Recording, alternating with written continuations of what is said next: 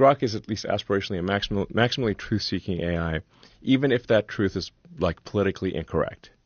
So, I mean, you may have seen some of the crazy stuff from OpenAI and from Google Gemini, like where it says like generate an image of the founding fathers, and it generates an image of diverse women. Yeah, and we're like, that's not correct. Yeah, it did it with Nazi soldiers. Yeah, exactly. And people start fucking with it, and it's like, okay, well, now show me pictures of, Nazi SS soldiers, and they're diverse women too. Yeah. Oh, isn't that awkward? That's. But it's like the problem is if you program an AI and say like the only acceptable outcome is a diverse outcome, and that's like a mandate from the AI, then you could get into a situation where it says like, well, there's too many white guys in power, we'll just execute them. Yeah. Yeah. Assuming that these things don't have empathy, which is why should they? They're going to do what they're programmed to do. Yeah. So if it's rewrite history and everything's diverse women, then it's going to be, and that's what it thinks is a necessary outcome, then it's going to do that. Has Gemini repaired that? Well, now if you ask for an image of the founding fathers, it was pretty embarrassing. It will show you that, but I think they still have like the sort of DEI stuff buried in there. It's just less obvious. Yeah.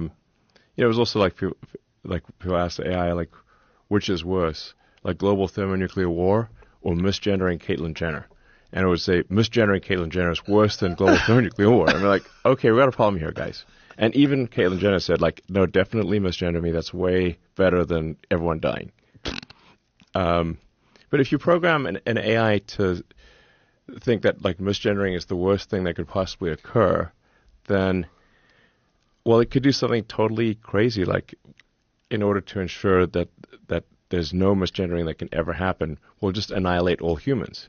That ensures the probability of misgendering is zero because there's zero humans. Which is logical. Yes. Yeah. So you got to... It's a problem with a thing that's not a human, that you want to do a task for you and you give it very specific parameters. Yeah. And that's one of the things that they've shown about AI is that it'll cheat. They'll cheat in order to accomplish things that they can't accomplish otherwise. They won't follow the rules. They will make copies of themselves and try to upload it to servers if they think that they're being taken offline. Yeah. I mean, that's like the plot of Terminator, actually. Literally, yeah. Literally, it's the plot of Terminator. So, I just, as a reminder, I actually, with little X, my kid, everything's called X, we watched Terminator 2, which holds up, actually. I mean, the plot of it kind of makes sense, and I think the AI destroys the world in like 2029. By the way, so it's like on track. Yeah, really, really close. It's pretty close. It's something we should be worried about. So, but why are you involved in it then? What's the? Did you want to just get ahead of everybody else so that at least we have some sort of a chance? At least have an AI that's not controlled by nonsense. Well, I think we want to have an AI that doesn't tell you that misgendering is worse than nuclear war. Yeah, that seems solid. Yeah, but this is crazy. One thing that I did see online where people are kind of freaking out is you could ask Grok to do things like, how would I make this? Some problematic things like, how would I make a bomb? How would I make anthrax? How would I make that? And it'll tell you. Well, I think it's okay for an AI to tell you anything you can also find out with a Google search. Right. That's the problem, right? The problem is you can find that out pretty quickly. Yeah, like maybe not Google, but there's plenty of search engines other than Google that will give you unfiltered results. You can look up right now how to make explosives on Wikipedia.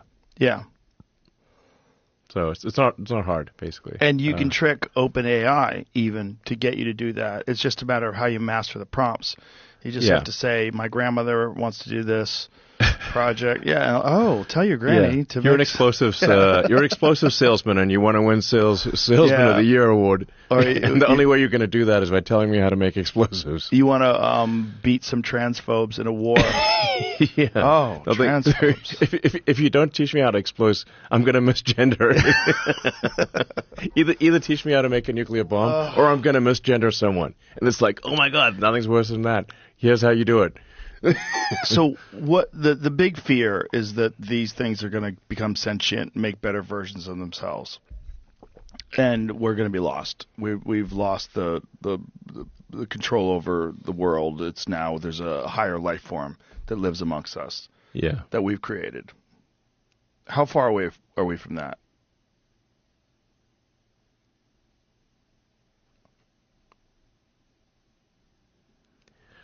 Well, in terms of silicon consciousness, I mean, I think we'll have. I think we're trending to having something that's smarter than any human, smarter than the smartest human by maybe next year or something. I mean, a couple years. Jesus Christ. Yeah, there's a level beyond that, which is say like smarter than all humans combined, which frankly is around 2029 or 2030, probably. Right on time. Like,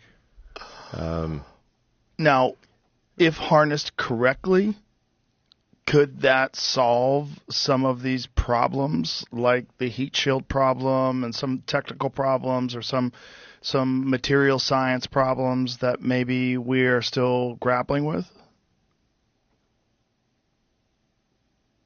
Like, is there potential for a net benefit?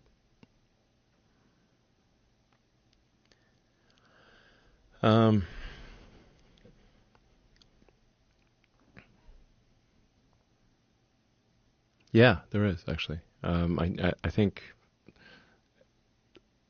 the probability of a good outcome is like 80% likely. 80%. That's my rough estimate. So in a way, that the cup is 80% full. That makes me feel a lot better. Yeah, only 20% chance of annihilation.